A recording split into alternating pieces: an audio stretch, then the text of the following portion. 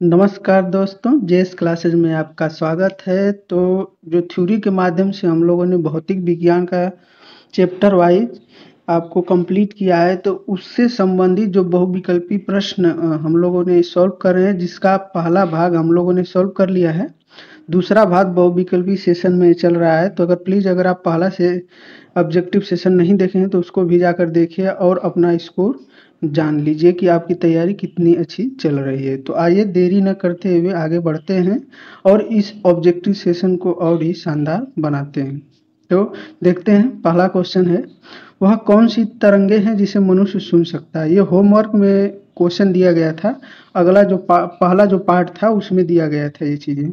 तो comment box में आपको बताना था तो इसमें कौन सी थी जिसे मनुष्य सुन सकता है, और इसकी रेंज भी बतानी है कि इसकी रेंज कितने से कितने हर्ट्ज के बीच होती है। ठीक है, तो ये आपका जैसे पहला है श्रव्य तरंगे, अवश्रव्य तरंगे, पराश्रव्य तरंगे, इनमें से कोई नहीं। तो इसमें कौन सा होगा जिसे मनुष्य सुन सकता है, तो पहला आंसर आपका सही हो जाएगा, जिसे क्या बोलते हैं, श्रव्य तरंगे। ये कितना हर्ट्ज से हर्ट्ज बीच होती है, 20 हर्ट्ज से 20,000 हर्ट्ज के बीच में होती है। कितना, 20 हर्ट्ज से कितना, 20 हर्ट्ज से और 20,000 हर्ट्ज के बीच में होती है। तो ये आप लोग ध्यान में रखिएगा।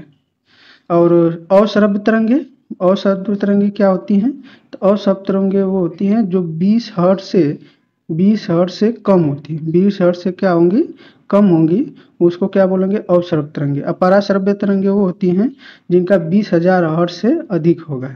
20,000 हर्ट्ज से क्या हो जाएगा आपका, अधिक होगा, वो क्या कहलाएंगी, आपका पराश्रव्य तरंगे। तो इसको आप लोग ध्यान रखना है। आगे बढ़ते हैं। दूसरा है कि मात्रक कितने प्रकार के होते हैं। तो हमने भौतिक विज्ञान के थ्योरी वाले सेशन में पढ़ा है कि जो मात्रक निम्नलिखित कितने प्रकार के होते हैं, तो 2 प्रकार होते हैं। तो बी वाला आंसर आपका सही हो जाएगा। वो कौन कौन से, कमेंट बॉक्स में आप लोग लिखेंगे, इस पर हम लोग भी आगे चर्चा करेंगे। तो प्लीज़ पहले आप इसको कमेंट में लिखेंगे कि मात्रक कौन कौन से होते हैं।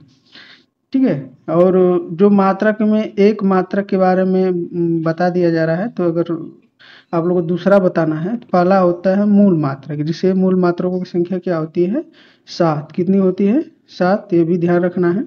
तो इस 7 मूल मात्रक में कौन कौन से होते हैं, देखिए, लंबाई होता है, द्रव्यमान होता है, समय होता है, ताप होता है जिसको टेम्परेचर बोलते हैं, फिर विद्युत विद्युत विद्युत धारा होता है, फिर उसके बाद ज्योति तीव्रता होती है, और पदार्थ का परिमाण होता है। तो ये ज्योति तीव्रता, उसके बाद पदार्थ का परिमाप, तो कितने हो जाए, 7 टोटल हो गए ना। ये कुल मूल 7 मात्रक होते हैं। ठीक है, तो आगे चलते हैं। देखिए, इनमें से कौन मूल मात्रक नहीं है। तो हम लोगों ने मूल मात्रक में चर्चा किया था समय का भी, विद्युत धारा और ज्योति तीव्रता, लेकिन गहन कोण का कहीं जिक्र किया था नहीं। तो ये आपका मूल मात्रक की श्रेणी में नहीं आता। तो ऑप्शन सी वाला आंसर आपका सही हो जाएगा। 4 नंबर है, इनमें से कौन संपूरक मात्रक, ये भी एक मात्रक होता है। संपूरक मात्रक में 2 ही मात्रक आते हैं, एक को बोलते हैं समतल कोण, क्या बोलते हैं, एक को समतल कोण, एक को बोलते हैं घन कोण। इसके मात्रक बहुत ही महत्वपूर्ण है। समतल कोण को बोलते हैं रेडियन, इसका मात्रक होता है रेडियन, और घन कोण का मात्रक होता है स्टेरेडियन। क्या होता है, स्टेरेडियन। तो ये ध्यान रखना है आप लोगों को। तो इनमें से कौन संपूरक मात्रक है, तो आपका आंसर ये हो जाएगा, ठीक, कौन सा, घन कोण, इसका मात्रक स्टेरेडियन। और लंबाई, द्रव्यमान, ताप, ये क्या है, एक मूल मात्रक है। इसको ध्यान रखना है आपको। आगे चलते हैं। आगे है दूरी मापने की सबसे बड़ी इकाई। ये पहले ऑब्जेक्टिव सेशन में भी हमने ये क्वेश्चन लिया था। तो उसमें ये था कि प्रकाश वर्ष क्या है, तो ये दूरी मापने की इकाई है। तो इसमें लिया गया है दूरी मापने की सबसे बड़ी इकाई। तो इसमें आप प्रकाश वर्ष कर देंगे तो ये आंसर आपका गलत है, ये नहीं है। सबसे अधिक दूरी मापने के लिए प्रकाश वर्ष का प्रयोग किया जाता है, लेकिन दूरी मापने की सबसे बड़ी इकाई क्या होती है आपकी, पारसेक, यानी सी वाला आंसर आपका क्या हो जाएगा, सही हो जाएगा। अब और इसमें आंसर बहुत ही अच्छा आता है कि 1 पारसेक बराबर 1 पारसेक बराबर कितना प्रकाश वर्ष होता है? तो ये होता है 3.26 प्रकाश वर्ष, 3.26 प्रकाश वर्ष। इसको ध्यान रखना। और एक प्रकाश वर्ष में कितना मीटर होता है? तो 9.46 10 घाते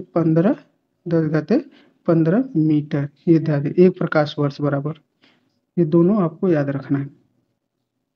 आगे है 6 नंबर। देखिए, इनमें से किनकी मात्राएं समान होती हैं?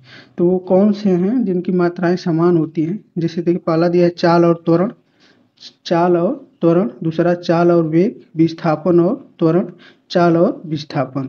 तो देखिए, चाल होता है यानी कि स्पीड, स्पीड बराबर क्या होता है?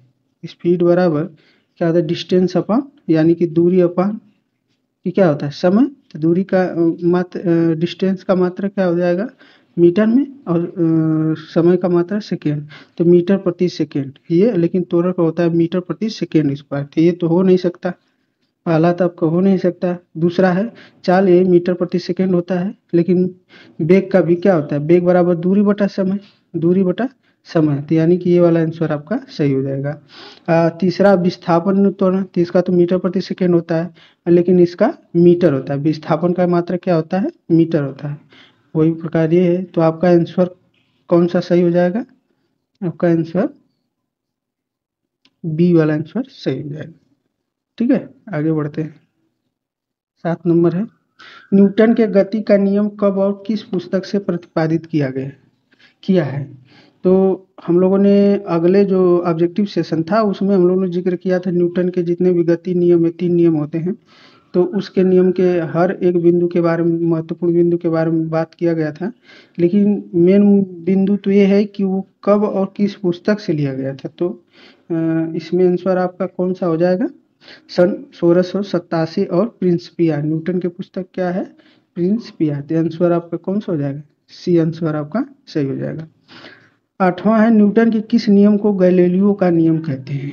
गैलीलियो का नियम भी कहते हैं। तो गैलीलियो का नियम या इसे जड़त्व का नियम भी कहते हैं। तो ये न्यूटन का प्रथम नियम है, जिसको हम लोग गैलीलियो का नियम भी, न्यूटन के गति के नियम को बोलते हैं। तो आंसर आपका बी वाला आंसर सही हो जाएगा।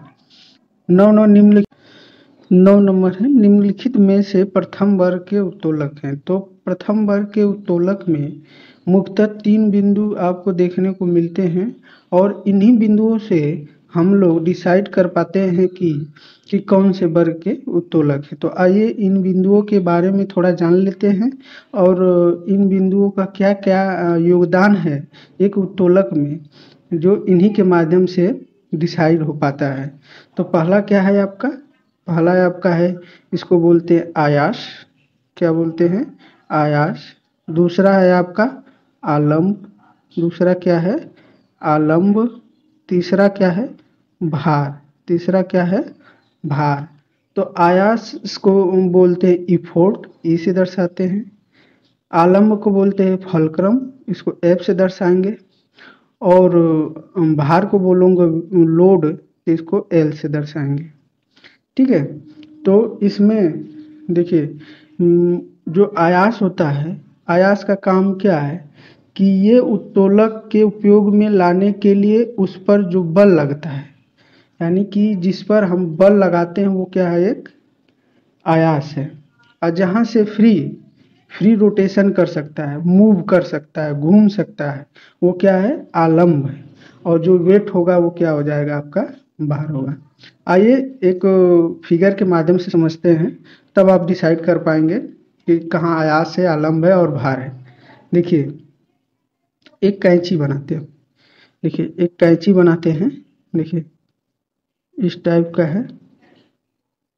ठीक है, देखिए एक कैंची है, एक कैंची है।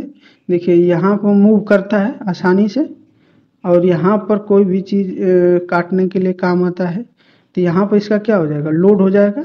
क्या हो जाएगा? लोड। एक तरीके से वेट है। और यहाँ पर आप फोर्स लगाएंगे, तो फोर्स को हमने क्या बोला था? इफोर्ट, यानी कि आयास। यहाँ पर क्या बोला था हमने? आयास। ठीक है, यहाँ पर आयास। और यहाँ पर जो फ्री मूव करेगा उसको क्या बोले थे हम? आलम्ब। तो ये ध्यान रखना है आपको।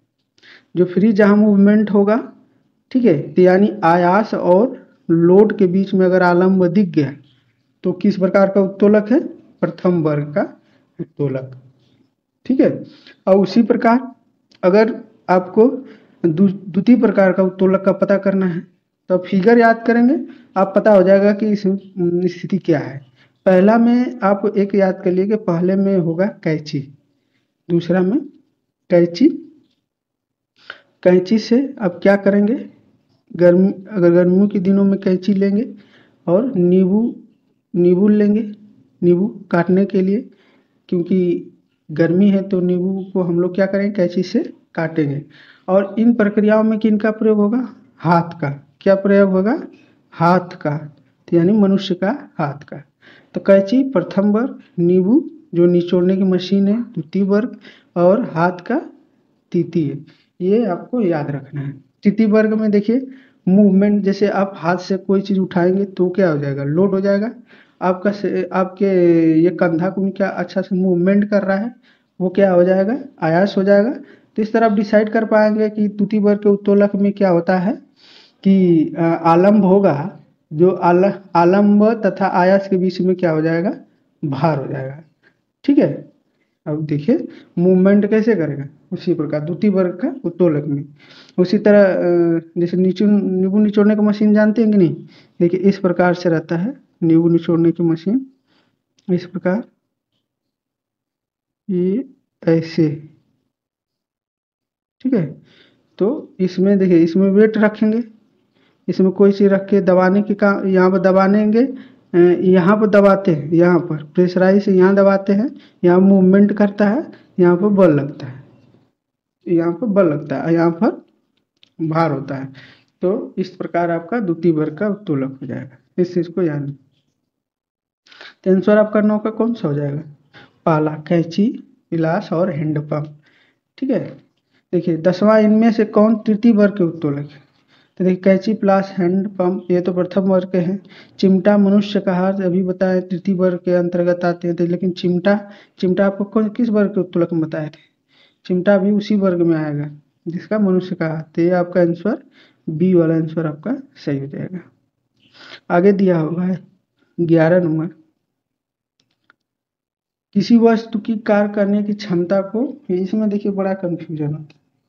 लोग किसी वस्तु के कार्य करने की क्षमता को बोल देते हैं कि शक्ति होगा, कोई बोले ऊर्जा होगा, कार्य होगा, संवेग होगा, क्या होगा? इसमें आपको ये याद रखना है, क्षमता एक रिलेट करते हैं कि जैसे जो क्षमता होती है, नहीं कहते कि आपके अंदर वो क्षमता नहीं है, यानी एनर्जी नहीं है, आपके अंदर एनर्जी ही नहीं है तो क्षमता कहाँ से रहेगी?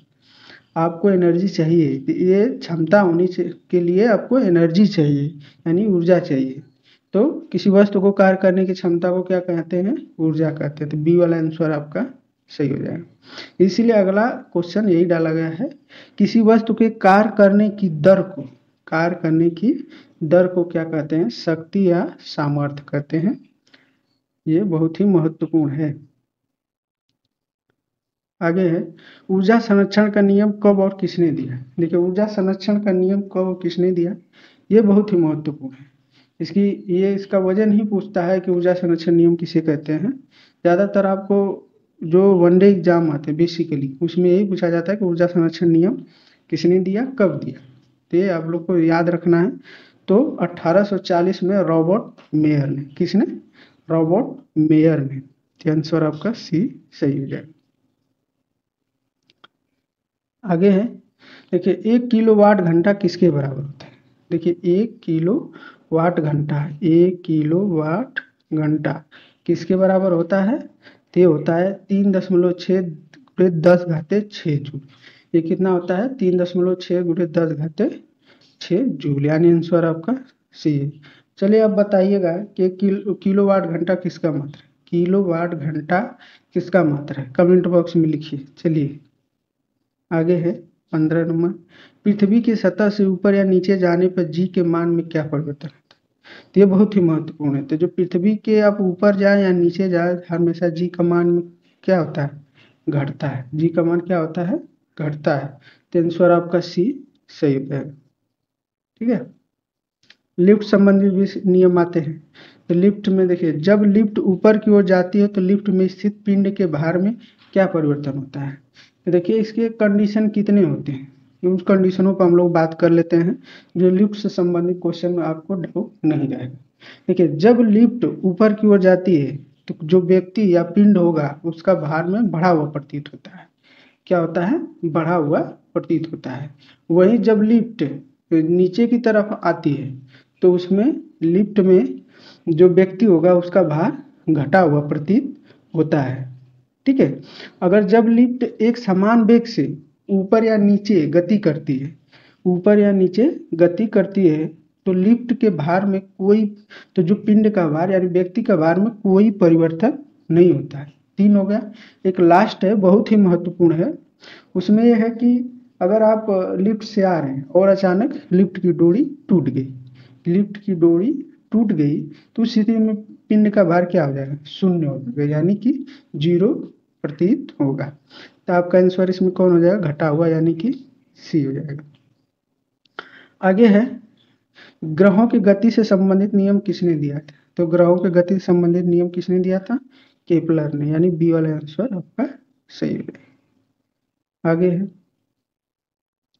अगर आपका पृथ्वी के लिए पलायन वेग का मान कितना होता है, ये बहुत ही महत्वपूर्ण। पलायन वेग होता क्या, अभी इसके बारे में, एस्केप वेलोसिटी बोलते हैं इसको, एस्केप वेलोसिटी। जैसे वह वेग जिससे किसी वस्तु को पृथ्वी से किसी वस्तु को पृथ्वी से ऊपर की तरफ फेंका जाए तो वो वापस नहीं आएगी, उसी को बोलते हैं पलायन वेग, यानी कि वो पलायन कर गई। वो इसका इतना वेग था कि वो पृथ्वी से क्या कर गई, पलायन कर गई थी, ये ध्यान रहे। तो कितना होता है, 11.2 किलोमीटर प्रति सेकेंड। यानी कोई भी अगर गेंद है इतने किलोमीटर प्रति सेकेंड से फेंक देंगे ऊपर तो पृथ्वी पर आपको नहीं दिखाई देगी। तो ये आपको बहुत ही महत्वपूर्ण है, इसको आप लोग ध्यान रखना। ठीक है। आगे है कि दाब का एसआई मात्रक न्यूटन प्रति मीटर स्क्वायर होता है, जिसे अन्य और किस नाम से जानते हैं। देखिए एक तो आंसर खुद ही बता दिया कि दाब का एसआई मात्रक क्या होगा, तो न्यूटन प्रति मीटर स्क्वायर, और इसे किस और उसके नाम से जानते हैं, पास्कल। किसके नाम से जानते हैं, पास्कल।